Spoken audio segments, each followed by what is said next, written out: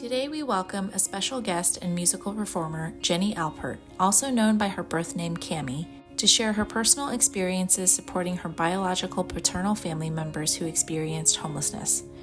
First her birth father Don, and then her birth uncle Jimmy. I didn't know if he was still alive. I'm right where I didn't know that he was a musician. Jenni and Don are the subjects of a short documentary called Homeless the Soundtrack, chronicling their extraordinary biological reunion, transformation story, and profound musical partnership. Jenni is also the founder of Fine Arts Revolution, Inc., a creative wellness service and program provider for people experiencing homelessness in her birth father's honor. With the help of a private investigator, Jenni found Don living and sleeping on the side of a highway in Los Angeles. For the 5 years Jenni and Don spent together, she became his advocate for transitioning him off the streets and out of the legal system, connected him to social services, stabilized him with support in creative ways, and essentially adopted him into her life and home with their rescue dogs, Ruckus and Rook. During these years, Don and Jenni formed a powerful bond over their musical talent. As it turns out, Don was an incredible musician, just like his daughter. Together, they shared their story and songs in community service and in live venues before his passing. Jenni is now reunited with and supporting her birth uncle Jimmy, Don's older brother. Jenni assisted Jimmy and his cat Pearl in their own journey off the streets. The police told me a different story. What did they tell you? They told me that they want to compassionately assist you in transitioning out of this area because they don't want people sleeping here anymore. And instead of arresting you and taking your animal away, they wanted to give you the opportunity to try something else. So they called me to see if I'd come down and help. Upon reuniting with both of them, Jenni supported them one after the other. Well, there's food and you can come and go as you want. You can have your cat, you can have your stuff. Facilitating the rebuilding of both of their individual senses of stability, fostering their connections to animals while assimilating them from homelessness into a safe space with the animals they love and care for as an extension of their sense of home. We welcome her story and performance of her original songs.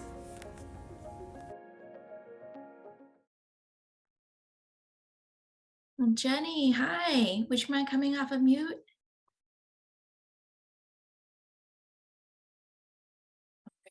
Off mute. There we are. Perfect. Wow. Hi, I want to thank you for being with us today. I went to the film screening of Homeless the Soundtrack at the LA Poverty Department last year, and I was so moved by your relationship with Don and the music you two shared. Animals weren't a significant part of the film, but then I started to follow you on Instagram, and then I realized that there were dogs everywhere in these pictures of you and Don. And then I was like, okay, I have to get in touch with this person. So I have a question for you before Sure. you start playing. So music was such a shared passion between you and Don, but it seems like dogs were too. Can you talk a little bit about Ruckus and Rook and the role they played in Don's life and his transition off the street? Sure. Hi, everybody. Thank you so much for having me. I just want to say thank you to Christine and My Dog is My Home, just as a brief a moment of gratitude for being a part of your community on many levels. Thank you so much. So the answer to that question, well, it's interesting because Don grew up around many transients starting from a young age. And he never had an animal of his own because he got bit by a dog when he was young and was scared. It was my birth uncle, his older brother, who loved animals and collected cats. And literally by the time I found them, he had 30 cats in this small little dwelling that they all kind of hoarded around with. Transients, some of my birth family members at the time who were still living, and many families kind of tried to all work together to share this small little space that was out in the open. And so, but then when I found Don, we connected and we did connect to music and activities. I had already rescued Ruckus at first, which is the bigger brown dog, brown and white dog, black and brown white dog.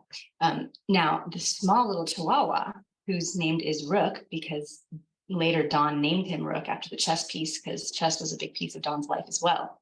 And he told me, well, the Rook protects the queen.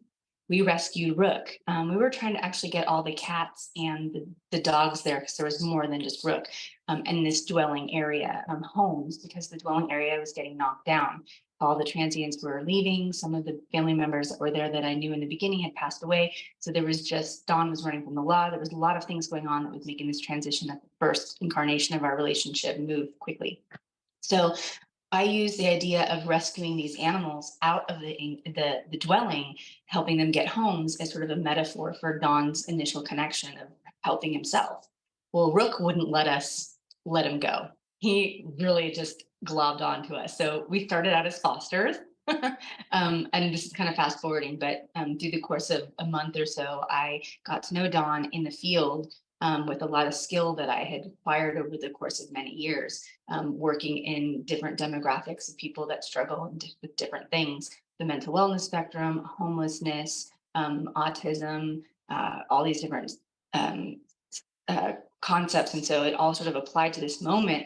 And so finally, once I realized it was a safe connection and that we were going to work together so well, I eventually brought Don inward, to my house. Well, at the same time, there was Rook, and I had Ruckus, and I also had cats. And so it was just, we were like, oh, we'll just foster Rook. Really, it'll just be like for a day or two. Because I never grew up really with a dog of my own. Like, I had a dog in the house, but I didn't raise it so well myself. My parents helped. So this was my first time as an adult with my own animals, and then helping Don. And then all of a sudden there's Rook, who's like, oh no, I'm coming with you. So Don just really connected with Rook, maybe because Rook is small, a little small Chihuahua, but really he's like this big, big personality. And they bonded. And it was incredible to see over the course of the 5 years that Don and I had together, Don developed such a relationship with Rook, not just with Rook, but also with Ruckus. He helped me a lot. We would travel on these family fun field trip adventures. We would take the dogs with us on all these like camping trips, or these, once we got the trailer in our story, we brought the trailer and the dogs always came. And, I was able to get Rook to be a wellness service dog for Don, because there was legitimate reasons why Don did really well with this emotional support animal. And it was just incredible to see how Don didn't really have a connection with animals when he was young, even though he liked them, how he built such a love for caring for people and animals outside of himself. And it was just really inspiring. Now, Jimmy, he was a different story. He loved animals from the beginning. That was sort of his way of nurturing the world and making a part of himself give to others. I mean, he collected every animal he ever could, cats, dogs, to help save them all. And then later in life, after Don passed away, and intermittently, there were other little dwellings that Jimmy kind of found for himself, because he had his own life at the same time that Don and I were doing ours. He had cats always. Some of them he kept with him. But the final piece was that when Don passed away, really for Jimmy, he didn't have a partner anymore. He was by himself, and he kind of remembered how Don survived. He would find little places off the freeway, away from everyone else, in the bushes, to kind of create this little hut for himself that no one, in his mind could see. And then he would come out and he would go and do his stuff, and then he would come back. And Jimmy really rescued all sorts of animals, the raccoons. He had birds there. He was really into the community itself. And there was stray cats. And eventually he met Pearl as a very little baby, and he just fell in love with her and took care of her. And when it was finally time to go in the field, by a call of the CHP and a call from Caltrans, like, look, he's been here for 2 years. You visit him every month. We know that you're his birth niece and advocate, but like, he can't stay here. We have to have him move. The city's changing all the laws. He can't be here anymore. We don't want to arrest him. We don't want to take his cat away, and so I was like, okay. So finally I came in, and it wasn't really a thought. It was just action. Like, okay, you take them. So I took both of them. So now in Don's honor, Jimmy and Pearl are here and with me. And that's a very long answer to your one question, but it's summarized. Yes, actually, I had two questions for you, and you pretty much answered the second one, because I was going to ask about Jimmy and Pearl's, because we showed a little bit of the video you took when you were engaging Jimmy when he's still sleeping next to the highway, but it's actually a long conversation you had with Jimmy and trying to convince him to transition indoors. And Pearl plays a pivotal role in that conversation. So he's initially like pretty resistant to moving indoors, but then you tell him that he can have his cat by coming with you, and you can see this like softening in his face at that point. And I'd really like to recognize and appreciate you for recognizing how important his cat was to him, and that Pearl was like a really important part of that decision that he would have to make about either transitioning indoors or staying where he was and potentially getting arrested. So thank you, Jenni, for being so sensitive to that. And with that, I would love to hand it over to you. And we're really looking forward to hearing your original songs. And while Don isn't physically there with you to play music, I believe he's there with you in spirit. And we're all really looking forward to this. So thank you for being here. Thank you so much. First song I'm going to do is called Simple Mood. It's a song that I sing often at encampments and tiny homes and shelters and food banks while people are waiting for something. There's, it could be meals, or it could be healthcare, or it could be just anything at all to help soften the space and create peace while they're waiting.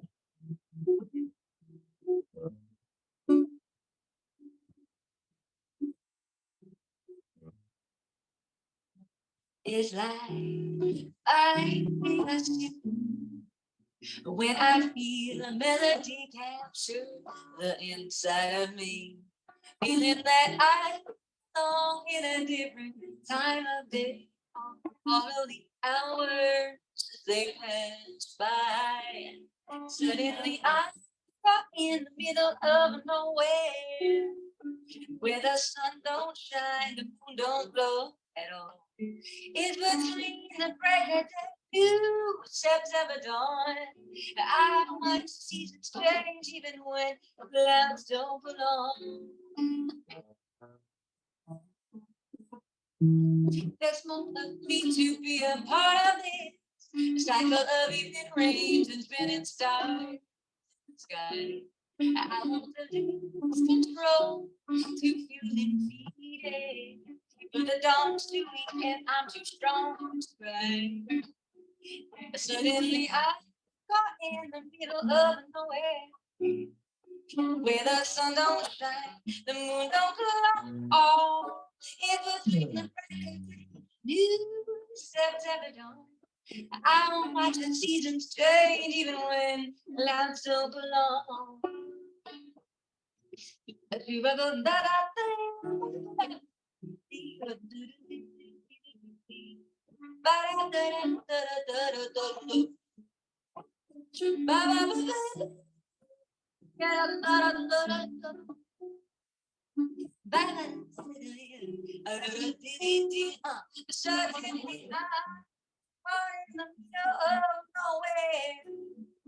Where the sun don't shine, the moon don't glow. You September night, I watch the seasons change even when clouds don't belong.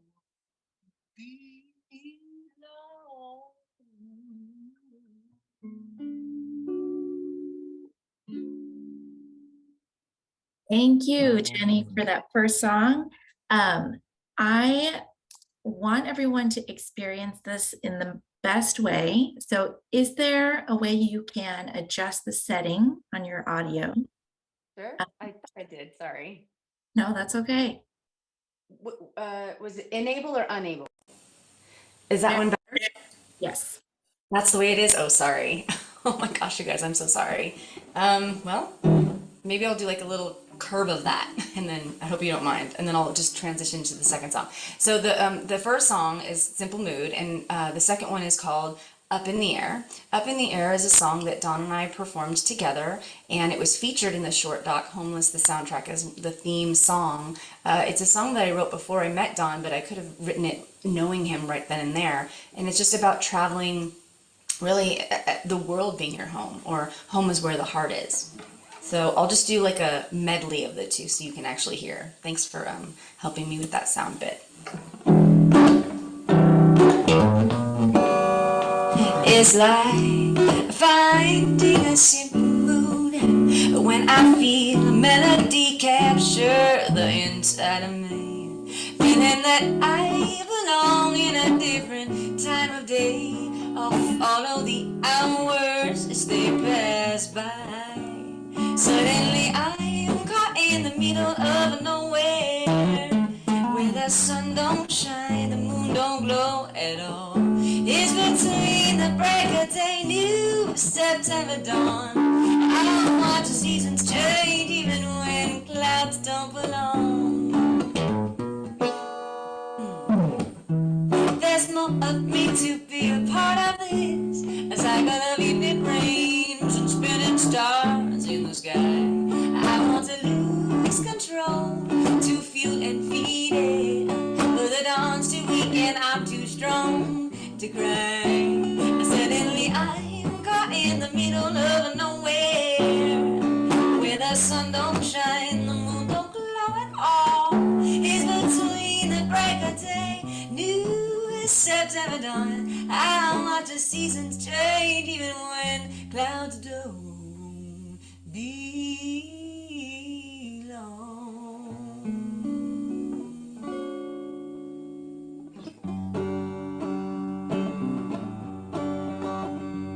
Well, I'm right where I belong, playing guitar and singing songs. This road is all I own. I'll keep going, but I'm not gone. People think that I just don't care. They don't know what's going on in here. Head full of dreams that could go anywhere.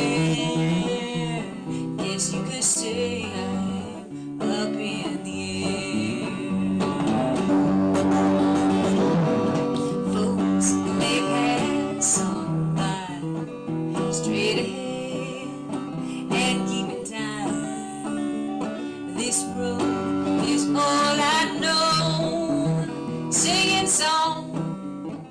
singing right. People think that I just don't care.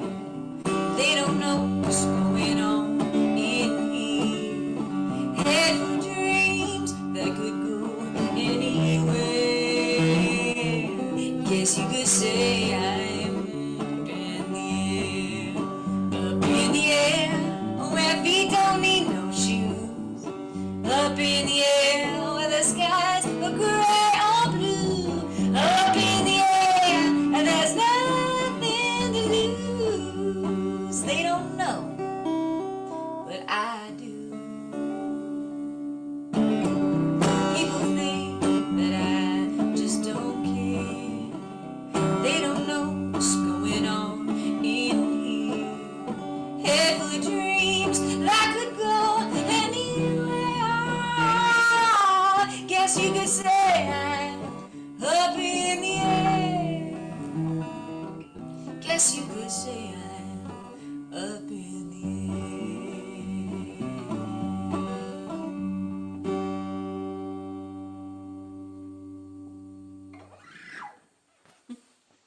Wonderful. Thank you. Wow. Jenny, thank you, Jenny, for starting our day in such a beautiful and inspirational way. You can't see the chat because you're joining us through Zoom, but it's exploding in there. People love it. So can you please let us know how people can continue to listen to your music and follow your work? Sure. Well, through the nonprofit, which is Fine Arts Revolution, we do a bunch of art of expression, music, wellness programs, and creative arts programs. And often I give away the music as a stream, to be honest. So, I mean, if you want to donate through whatever iTunes or my website, jennialpert.com, you're more than welcome to do that. But otherwise, really, the music's all over.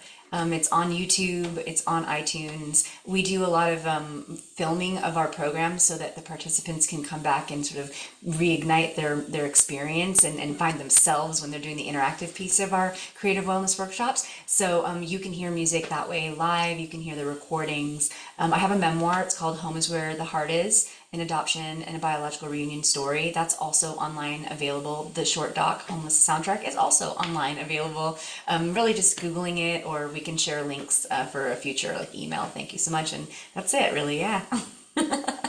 Thank you so much. And thank you Did to anyone have any questions? Do you know, or no, not really, right? a lot of gratitude, and a lot of just loving your music.